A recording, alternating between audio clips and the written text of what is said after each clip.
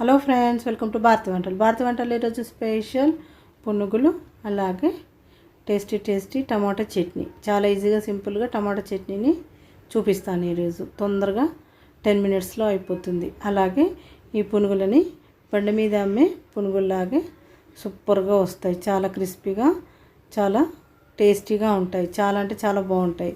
చూడండి ఎంత బాగున్నాయి, ఎంత కరకరలాడుతూ కమ్మగా ఉన్నాయి. నేను చెప్పిన టిప్స్ని అలాగే కొలతల్ని ఫాలో అవుతూ చేసుకున్నారంటే యాస్టీస్గా స్ట్రీట్ స్టైల్ పునుగుల్లాగానే వస్తాయి. అలాగే చేసేసుకోవచ్చు, చాలా బాగుంటుంది.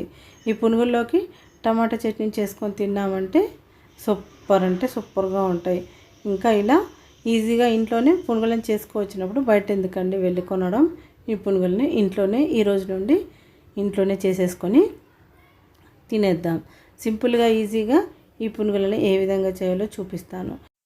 వర్షాలు స్టార్ట్ అయిపోయాయి కాబట్టి సాయంకాలం ఇలా వేడివేడిగా పునుగులను చేసేసుకొని చట్నీతో తిన్నామంటే ఇంకో 2 ప్లేట్లు ఎక్కువ తినాల్సిందే, అంత బాగుంటాయి. పిల్లలకి ఇలా సాయంకాలం పూట ఇలా చేసి పెట్టండి, పిల్లలు ఎంజాయ్ చేసుకుంటూ తినేస్తారు. ఎప్పుడు ఒకేలాగా కాకుండా స్నాక్స్ని ఇలా డిఫరెంట్గా చేసుకొని తినేసేయండి.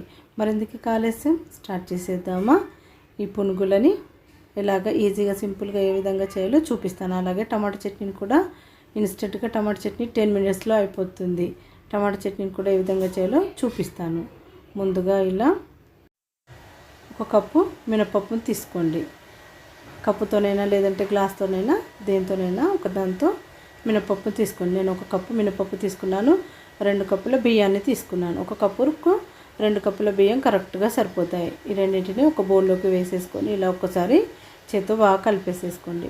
బాగా కలిపేసేసి బాగా కడగండి ఈ పప్పుని. అలాగే బియ్యాన్ని 6-7 సార్లు బాగా నీళ్ళతో కడిగేసుకోండి. కడిగేసి నీళ్ళు వంపేసి మళ్ళీ ఇంకా కొన్ని నీళ్ళు పోసేసుకోండి. పప్పు మునిగే వరకు నీళ్ళని పోసి ఒక 2 గంటల పాటు బాగా నాననివ్వండి. ఇప్పుడు 2 గంటల తర్వాత పప్పు బాగా నానింది. 2 గంటల తర్వాత పప్పు బాగా నానాక ఇలా ఒక మిక్సీ జార్ తీసుకొని అందులో కొద్దిగా పప్పు బియ్యం వేసేసుకొని కొన్ని నీళ్ళు పోయండి, మరీ ఎక్కువగా పోయకండి. కొద్దిగా నీళ్ళు పోసేసి మూత పెట్టేసి మిక్సీ పట్టుకోండి. స్మూత్గా పేస్ట్ లాగా అయ్యేట్టుగా మిక్సీ పట్టుకోండి. చూడండి ఇలా స్మూత్గా పేస్ట్ లాగా రావాలి. మరి పల్చగా కూడా చేయకండి. ఇలా ఈ కన్సిస్టెన్సీలో ఉంటే సరిపోతుంది. చూడండి స్మూత్గా వచ్చింది బ్యాటర్. 2 గంటల పాటు మాత్రం కంపల్సరీగా నాననివ్వండి. ఇప్పుడు మిక్సీ పట్టుకున్న ఈ బ్యాటర్ని ఒక బౌల్లోకి వేసేసుకోండి. ఒక బౌల్లోకి వేసేసుకొని పక్కన పెట్టుకోండి. చూడండి ఇలా బ్యాటర్ ఈ కన్సిస్టెన్సీలో ఉండాలి. పల్చగా మాత్రం చేయకండి. కొద్దిగా నీళ్ళని పోసుకుంటూ పట్టండి మిక్సీ పట్టేటప్పుడు.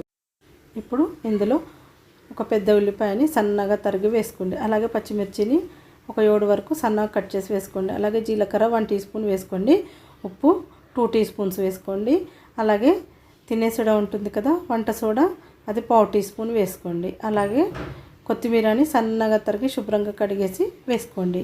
సోడా మరీ ఎక్కువగా వేసుకోకండి, 1/4 టీ స్పూన్ అయితే సరిపోతుంది. వీటన్నింటిని వేసాక స్పూన్తో బాగా కలపండి. ఇలా చూడండి వీటన్నింటిని ఈ పిండిలో బాగా కలిసిపోయేటట్టు బాగా కలుపుకోండి. కలిపేసుకొని పక్కన పెట్టేసుకోండి. ఇప్పుడు స్టవ్ను వెలిగించి ఒక కడాయి పెట్టుకొని అందులో 1.5 టేబుల్ స్పూన్ ఆయిల్ వేసి అందులో జీలకర్ర 1 టీ స్పూన్ వేసుకోండి.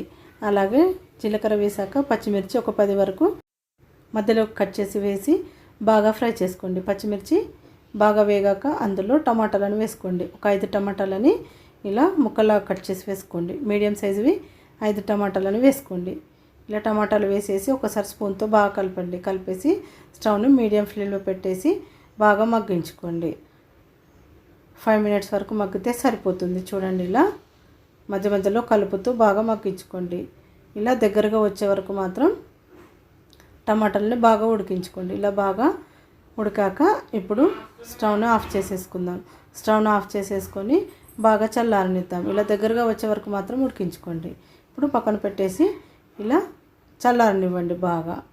ఇది చల్లారాక ఇప్పుడు మనము మిక్సీ పట్టుకుందాం. ఒక 10 నిమిషాలు పక్కన పెట్టుకున్నామంటే బాగా చల్లారిపోతుంది. ఇప్పుడు ఒక మిక్సీ జార్ తీసుకొని అందులో మనము ఉడికించుకున్న టమాటాలు పచ్చిమిర్చిని వేసేసుకుందాము. వేసేసుకొని అందులో ఉప్పు 2 టీ స్పూన్స్ వేసుకోండి. వేసి మూత పెట్టేసి బాగా స్మూత్గా పేస్ట్ లాగా అయ్యేటట్టుగా మిక్సీ పట్టుకుందాం ఈ టమాటా చట్నీని. చూడండి ఇలా స్మూత్గా రావాలి. ఇలా స్మూత్గా వచ్చేటట్టు మిక్సీ పట్టేసుకొని పక్కన పెట్టుకోండి. ఇప్పుడు మళ్ళీ స్టవ్ వెలిగించి కడాయి పెట్టుకొని అందులో 1 టేబుల్ స్పూన్ ఆయిల్ వేసి, ఆయిల్ కాస్త వేడెక్కాక ఆవాలు 1 టీ స్పూన్, 1/2 టీ స్పూన్ జీలకర్ర వేసి వాటిని బాగా చిటపట్లాడనివ్వండి. అవి కాస్త చిటపట్లాడాక అందులో మనము మిక్సీ పట్టుకున్న టమాటా చట్నీ ఉంది కదా, ఆ టమాటా చట్నీని ఇందులో వేసేసుకోండి, తాలింపులో వేసేసుకోండి. వేసి స్టవ్ని సిమ్లో పెట్టేసి ఇలా బాగా కలపండి స్పూన్తో. ఒక 2-3 మినిట్స్ వరకు ఆయిల్లో ఉడకనివ్వండి. ఇలా 2-3 మినిట్స్ వరకు ఉడికించుకున్నాక ఇప్పుడు స్టవ్ని ఆఫ్ చేసేసుకొని పక్కన పెట్టేసుకుందాము. ఇప్పుడు టమాటా చట్నీ రెడీ అయిపోయింది. ఇప్పుడు స్టవ్ని వెలిగించి ఒక కడాయి పెట్టుకొని అందులో డీప్ ఫ్రైకి సరిపడా ఆయిల్ని వేసుకుందాం. ఆయిల్ పోసేసి ఆయిల్ బాగా వేడెక్కాక ఇందులో మనం కలిపెట్టుకున్న బ్యాటర్ ఉంది కదా, పునుగుల బ్యాటర్, ఆ బ్యాటర్ని కొద్దిగా తీసుకుంటూ ఆయిల్ బాగా వేడెక్కాక ఇందులో చిన్నగా ఇలా నేను చూపిస్తున్నట్టుగా వేసుకోండి. చూడండి, ఇలా చిన్నగా వేసుకోండి. స్టవ్ని హై ఫ్లేమ్లో మాత్రం పెట్టండి. ఇవన్నిటిని ఇలా వేసేసుకొని స్టవ్ని హై ఫ్లేమ్లో పెట్టేసి బాగా ఫ్రై చేసుకోండి. చూడండి, ఇలా మధ్యలో కలుపుతూ బాగా ఫ్రై చేసుకోండి. ఈజీగా వేగిపోతాయి, తొందరగా అయిపోతాయి. 2-3 మినిట్స్లో ఇవి బాగా ఫ్రై అయిపోతాయి. చూడండి, ఇలా లైట్ గోల్డెన్ కలర్ వచ్చే వరకు వీటిని బాగా డీప్ ఫ్రై చేసుకోండి. ఇలా లైట్ గోల్డెన్ కలర్ వచ్చాక స్టవ్ని సిమ్లో పెట్టేసి వీటన్నిటిని తీసేసుకొని ఒక ప్లేట్లోకి వేసేసుకుందాము. చూడండి ఎంత బాగున్నాయో. అలాగే మిగిలిన పిండిని కూడా ఇలాగే పునుగుల్లాగా చేసేసుకొని ఇలా ప్లేట్లోకి వేసేసుకోండి. అంతే, పునుగులు రెడీ అయిపోయాయి. చూడండి, స్ట్రీట్ స్టైల్ పునుగులు ఎంతో ఈజీగా సింపుల్గా చేసేసాను. చూసారా? మీరు కూడా ఇలా సింపుల్గా ఈజీగా చేసేసుకోండి. చట్నీ, ఇన్స్టంట్ చట్నీ కూడా అయిపోయింది కదా. 10 నిమిషాల్లో టమాటా చట్నీని కూడా చేసేసాను కదా. ఇప్పుడు పునుగులని, ఈ టమాటా చట్నీని ఒక ప్లేట్లోకి సర్వ్ చేసుకుందాము. ఈ టమాటా చట్నీని ఒక్కసారి ఇలా బాగా కలిపేసుకోండి. స్పూన్తో ఇలా బాగా కలిపేసి ఒక బౌల్లోకి వేసుకోండి. ఇలా ఒక బౌల్లోకి వేసేసుకొని ఇలా పునుగులు అలాగే టమాటా చట్నీ ఉల్లిపాయలతో సర్వ్ చేసుకున్నారంటే సరిపోతుంది. వేడివేడిగా ఈ పునుగులని టమాటా చట్నీతో తిన్నామంటే, ఉల్లిపాయ ముక్కలు తినుకుంటూ టమాటా చట్నీతో ఈ పునుగులను తిన్నామంటే మామూలుగా ఉండదు, సూపర్గా ఉంటుంది. ఒక ప్లేట్ ఏంటి, 2 ప్లేట్లు ఈజీగా ఖాళీ అయిపోతాయి. ఈవినింగ్ ఇలా వర్షం పడుతున్నప్పుడు ఈవినింగ్ ఇలా చేసుకొని తిన్నామంటే సూపర్గా ఉంటాయి. పిల్లలకు కూడా చాలా బాగా నచ్చుతాయి.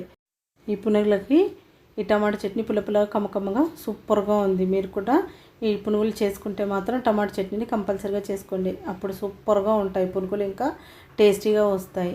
చాలా అంటే చాలా బాగుంటుంది ఈ టమాటా చట్నీ. ఈ పునుగుల్లోకే కాకుండా దోశల్లోకి, ఇడ్లీలోకి, వడల్లోకి, దేంట్లోకైనా చాలా బాగుంటాయి. బోండాల్లోకైనా దేంట్లోకైనా చాలా టేస్టీగా వచ్చింది టమాటా చట్నీ కూడా. నేను చెప్పినట్టుగా మాత్రం చేసి చూడండి. నేను చెప్పాను కదా, అక్కడక్కడ చిన్న టిప్స్ని అలా కొలతల్ని యాస్టీస్గా ఫాలో అవుతూ చేసుకున్నారంటే మీరు కూడా ఈజీగా సింపుల్గా టమాటా చట్నీని అలాగే పునుగుల్ని ఈజీగా చేసేసుకోవచ్చు. మరెందుకు ఆలస్యం, ఈరోజే ఈ పునుగుల రెసిపీని ట్రై చేయండి. టమాటా చట్నీని అలాగే పునుగుల రెసిపీని ట్రై చేసి ఈ రెసిపీ ఎలా వచ్చిందో మీ ఫీడ్బ్యాక్ని కామెంట్ సెక్షన్లో షేర్ చేయడం మాత్రం మర్చిపోకండి. అలాగే ఈ రెసిపీ మీకు కనుక నచ్చినట్టయితే ఒక లైక్ చేయండి. అలాగే క్విక్ అండ్ ఈజీ రెసిపీస్ కోసం భారతి వంటల ఛానల్ని సబ్స్క్రైబ్ చేసుకోండి. అలాగే మీ ఫ్రెండ్స్ కానీ రిలేటివ్స్ కానీ షేర్ చేయండి. మరిన్ని మంచి వంటకాల కోసం మా ఛానల్ని ఒక్కసారి చూడండి. ఒక్కసారి చూసి మీకు కనుక నచ్చినట్టయితే మీ ఫ్రెండ్స్కి కానీ రిలేటివ్స్ కానీ షేర్ చేసి లైక్ చేయండి, కమెంట్ చేయండి. మరొక మంచి వీడియోతో మళ్ళీ కలుద్దాం. Thank you for watching friends.